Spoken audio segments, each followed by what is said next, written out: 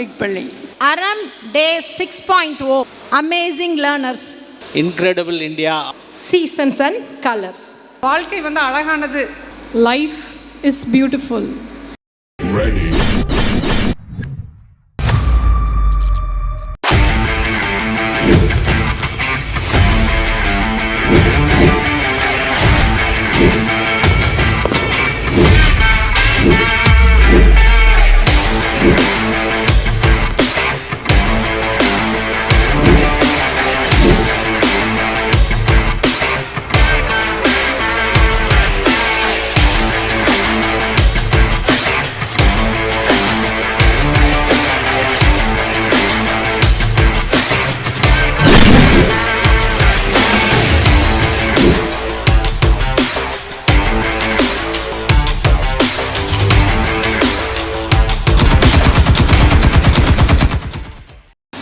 Very good evening again. So I have the pleasure of introducing today's chief guest, Aravindan Venkatachalam. Ma'am already introduced him as architect of Aram, right? The Aram Public School building was visualized and made by his creative ideas, creative thought. It's not just that. நம்ம ஏரியாவில் எடுத்துட்டிங்கனாவே கிட்டத்தட்ட பொள்ளாச்சியிலேருந்து செஞ்சேரிமலை சுல்தான்பேட் வரைக்கும் there are a lot of buildings he has been doing it for the last 15 years. எங்கே ஒரு யூனிக்கான building பார்த்தீங்கனாலும் you can realize that it is his, right? We say that each kid is unique. For them, each building is unique, right? For him, each building is unique. So, as a background, he's a brother to me. We grew up together from our childhood. He studied B.Arch in Anna University, Chennai, and M.Arch in conservation, building conservation.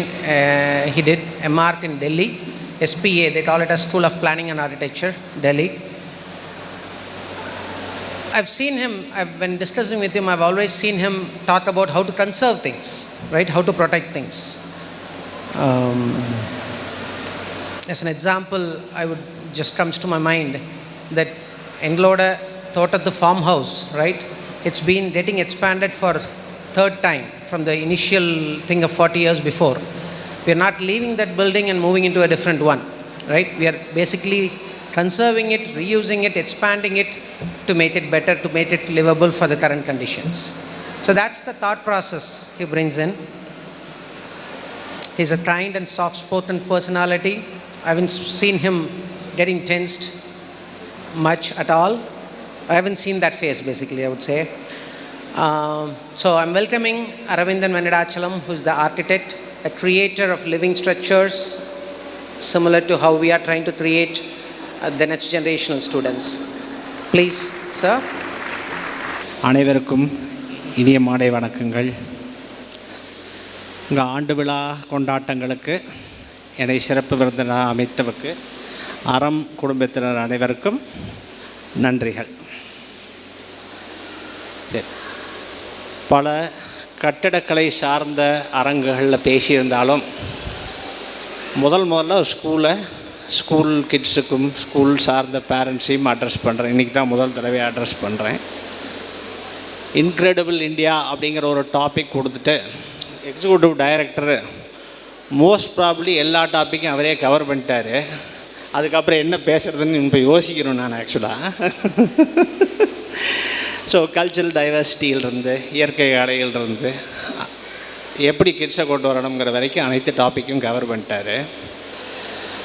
But நான் mostly address பண்ணுறது parents, நீங்கள் and kids and teachers அப்படின்னாங்காட்டி உங்களுடைய பார்வையில் incredible India அப்படிங்கிறது எப்படி இருக்கலாம், எப்படி நீங்கள் அதுக்கு எய்ட் பண்ணலாம் அப்படிங்கிறத சம்மந்தமாக பேசலாம் அப்படின்னு நினைக்கிறேன் நான்.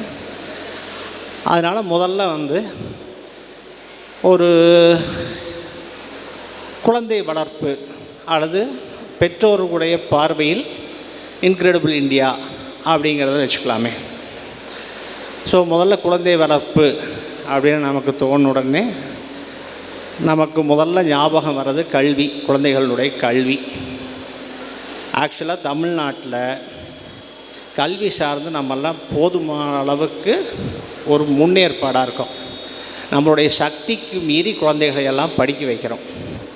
அதனால தான் ஆக்சுவலாக இன்றைக்கி பல தொழில்களுக்கு நார்த் இந்தியாவிலேருந்து நிறையா பேர் வந்து இங்கே ரீப்ளேஸ் பண்ணுறாங்க அப்படின்னு சொன்னால் நம்ம கல்வியில் கொடுக்கக்கூடிய இம்பார்ட்டன்ஸ் தான். நம்ம கல்வி சார்ந்து நம்ம குழந்தைகளை எல்லாம் படிக்க வைத்து கல்வி சார்ந்த ஒரு ஒயிட் காலர் ஜாபுக்கு எல்லாத்தையும் அனுப்பணும் அப்படிங்கிறதுல நம்ம எல்லாரும் ரொம்ப குறிக்கோளாக இருக்கோம். பர்டிகுலர்லி தமிழ்நாடு ரொம்ப அட்வான்ஸ்டாக இருக்குது. இது ஒரு நல்ல எடுத்துக்காட்டாக தான் எடுத்துக்கணும். ஸோ இந்த கல்வி சார்ந்து ஒரு நல்ல ஸ்கூலை தேர்ந்தெடுத்து படிக்க வைக்கணும் அப்படின்னு நீங்கள் எல்லோரும் நினச்சிருப்பீங்க. அதனால் நல்ல ஸ்கூலாக தேர்ந்தெடுத்து படிக்க வச்சுருக்கீங்க, வாழ்த்துக்கள்.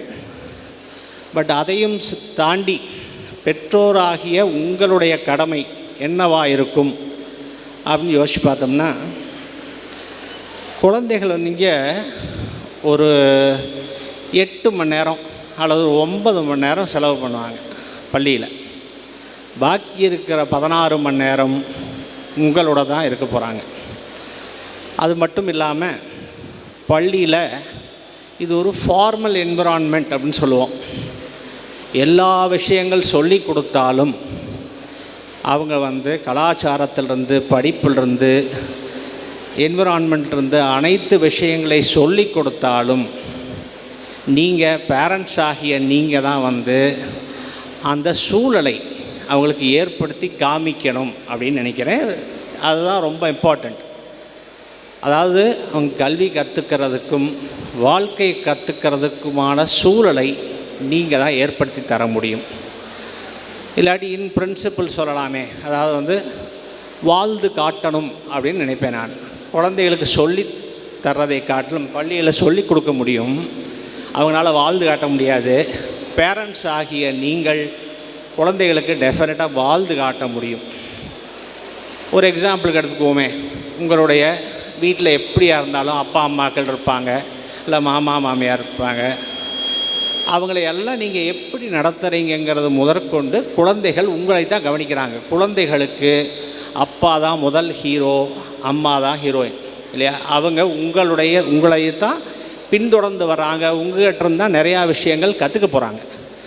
ஸோ நீங்கள் உங்களுடைய ஆக்டிவிட்டீஸ் எல்லாம் இல்லாட்டி ஒரு எக்ஸாம்பிள் எடுத்துக்கோமே, நீங்கள் வந்து குழந்தைகளை ட்ராப் பண்ணுறதுக்கு பைக்கில் வர்றீங்க, காரில் வர்றீங்க, நீங்கள் எப்படி டிராஃபிக்கை மதிக்கிறீங்க, நீங்கள் எப்படி ஒன் வே ஃபாலோ பண்ணி வர்றீங்க, எங்கே இண்டிகேட்டர் போடுறீங்கிறது வரைக்கும் குழந்தைகள் உங்களை கவனிச்சிட்டே இருக்காங்க.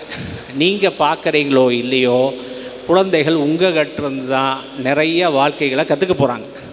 அப்போது உங்கள் குழந்தைகள் நீங்கள் எப்படி இருக்கணும்னு நீங்கள் நினைக்கிறீங்களோ அதுக்கு தகுந்த மாதிரி வாழ்ந்து காட்டுங்க. அதுதான் ரொம்ப இம்பார்ட்டண்ட் அப்படின்னு நான் நினைப்பேன். மரம் வளர்க்குறதுலேருந்து அவர் சொன்ன மாதிரி மரம் வளர்க்குறது, மழையினுடைய இம்பார்ட்டன்ஸு, இல்லை விவசாயத்தினுடைய இம்பார்ட்டன்ஸ், இது எல்லாத்தையும் பள்ளிகளில் கண்டிப்பாக சொல்லி தருவாங்க. பட் அதெல்லாம் நீங்கள் செயல்முறையாக, எல்லாம் விவசாயம் சார்ந்த குடும்பங்கள் நிறையா பேர் இருப்போம், கிராமப்புறங்களில் இருக்கிறோம், எல்லா தரப்புலேருந்தும் வந்திருக்கிறோம்.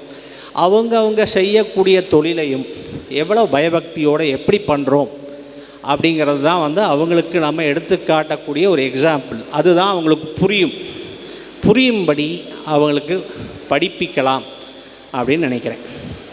இன்னொன்று வந்து இந்த படிப்பு சார்ந்து சொல்லணும்னா, படிப்பினுடைய இம்பார்ட்டன்ஸ் சம்மந்தமாக சொல்கிறேனே.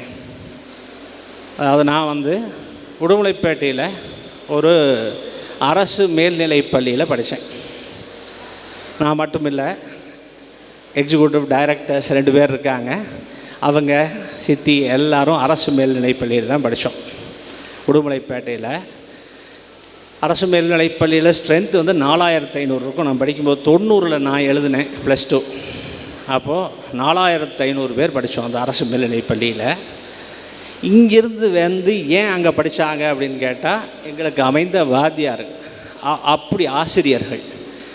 அதனால் ஆசிரியர்களுடைய பொறுப்பு அப்படிங்கிறத ஆசிரியர் பெருமக்கள் வந்து உணர்ந்துக்கணும்னு நினைக்கிறேன்.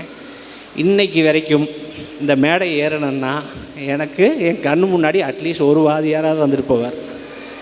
அவங்களெல்லாம் பண்ண பெரிய தவம் அப்படின்னு நான் நினைப்பேன். பெரிய தவமாக சொல்லி கொடுத்தாங்க. என்னுடைய வாழ்க்கையில் மட்டும் இல்லாமல் அத்தனை பேர்த்தினுடைய வாழ்க்கையிலையும் அவங்க ஒரு பெரிய மாற்றத்தை கொண்டு வந்தாங்க. அதே மாதிரி ஆசிரியர் பெருமக்கள் எல்லாம் வந்து ஒரு டெடிக்கேட்டடாக ஒர்க் பண்ணணும்னு நினைக்கிறேன். அந்த பள்ளியில் படித்தோம். அப்போது கட்டிடக்கலை அப்படிங்கிறதுல வந்து 2 காலேஜில் தான் இருந்துச்சு தமிழ்நாட்டுக்குள்ளே. அண்ணா யூனிவர்சிட்டி அதில் வந்து ஒரு 35 சீட்டும், அண்ணா யூனிவர்சிட்டிங்கிறது school of architecture and planning அப்படின்னு ஒரு காலேஜ் இருந்துச்சு. அண்ட் இப்போ முதல்ல என்ஐடின்னு இப்போ சொல்கிறோம், ட்ரிச்சியில் ரீஜனல் இன்ஜினியரிங் காலேஜ்னு முதல்ல சொல்லுவோம். அங்கே ஒரு 35 சீட்டும், மொத்தமாக தமிழ்நாட்டில் 70 சீட் இருந்துச்சு கட்டிடக்கலைக்கு. அப்போது அதை நோக்கி ஒரு என்ட்ரன்ஸ் எக்ஸாம் எழுதுறதுக்காக வேண்டி அண்ணா பல்கலைக்கழகத்துக்காக போகிறேன். போய் அங்கே ஒரு 8000 பேர் எக்ஸாம் எழுதணும். எனக்கு ஒரு கனவாக தான் இருந்துச்சு. உடுமலைப்பேட்டையில் அரசு மேல்நிலைப் பள்ளியில் படிச்சுட்டு போய் ஒரு என்ட்ரன்ஸ் எக்ஸாம் எழுதிட்டு வரும்பொழுதெல்லாம் வந்து எனக்கு அந்த சீட்டு கிடையாது அப்படின்னு ஆணித்தரமாக நம்பிட்டு தான் வெளியே வந்தேன். அங்கே வந்த கூட்டத்தை பார்த்தும் 8000 பேர் எழுதின என்ட்ரன்ஸ் எக்ஸாமை பார்த்துட்டும், ஆனால் வாத்தியார்கள் சொல்லி கொடுத்ததனுடைய மகிமை, படிப்பினுடைய பலம், கண்டிப்பாக முதல் தரவரிசையில் கூப்பிட்டு சீட்டு கொடுத்தாங்க. அதுதான் வந்து ஒரு ஹார்ட் ஒர்க்குக்கும் ஒரு ஸ்டடீஸுக்கும் உள்ள இம்பார்ட்டன்ஸ் அப்படின்னு நினைக்கிறேன். அதனால் குழந்தைகளுக்கு படிப்பினுடைய இம்பார்ட்டன்ஸை சொல்லிக் கொடுங்க. அதுபோக உங்களோட வாழ்க்கையை நீங்கள் எப்படி அவங்க வாழணும்னு நினைக்கிறீங்களோ அப்படி வாழ்ந்து காட்டுங்கள். அது மட்டும் இல்லாமல் அந்த வயசுலையெல்லாம் வந்து டிஸ்ட்ராக்ஷன்ஸ் குறைவு. ஆனால் இன்றைக்கி காலகட்டம் அப்படி இல்லை. டிஸ்ட்ராக்ஷன்லாம் பாக்கெட்லேயே வச்சுட்டு சுற்றுறோம். அதனால் வந்து நீங்கள் குழந்தைகள் மேலே கவனம் செலுத்தணும் அப்படின்னு நினைக்கிறேன். அப்புறம் அன்பு காட்டணும். இது ரெண்டும் வந்து இன்றைக்கி தலைமுறைகளில் கொஞ்சம் நிறையா மாறிடுச்சு. முதல்ல 2 சொன்ன டாப்பிக்கும் இதுக்கும் இப்போ வந்து நிறையா மாறிடுச்சு. கவனம் செலுத்த வேண்டும், அன்பு காட்ட வேண்டும். இது ரெண்டும் பண்ணணும் கண்டிப்பாக. இது ரெண்டும் பண்ணுனா, இது நான் சொன்ன அந்த 4 விஷயங்களையும் பண்ணுனா இன்க்ரெடிபிள் இந்தியா அப்படிங்கிறது தன்னை போல் வந்துடும் அப்படிங்கிறது என்னுடைய நம்பிக்கை.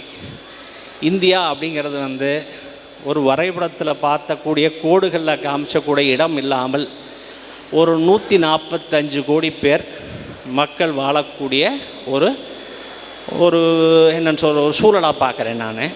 இன்றைக்கி கிட்டத்தட்ட நம்ம இந்தியா வந்து பாப்புலேஷன் நம்பர் 1 ஆயிடுச்சு, சைனாவை பீட் பண்ணிட்டோம். இருந்தாலும் வந்து ஒரு 15 வயசுலேருந்து 59 வயசுக்குள்ளே இருக்கிறவங்க இந்தியாவில் தான் ஜாஸ்தி இருக்காங்க. எம்ப்ளாயபிலிட்டி ஆர் ஒர்க்கிங் கண்டிஷனில் இருக்கக்கூடிய பீப்புள் இந்தியாவில் தான் 68% இருக்கிறாங்க அப்படின்னு சொல்கிறாங்க. அது வளர்ந்தும் வருகிறது. அதனால் அந்த சூழல் வந்து சரியான சூழல் அப்படின்னு நான் நினைக்கிறேன். அதனால் இந்த சொல்லக்கூடிய அந்த 4 பாயிண்ட்ஸையும் பண்ணி இந்த இந்தியாவை இன்க்ரெடிபிள் இந்தியாவை ஆக்கிறது உங்களுடைய கையில் தான் இருக்குது. ஜெய்ஹிந்த். வணக்கம்.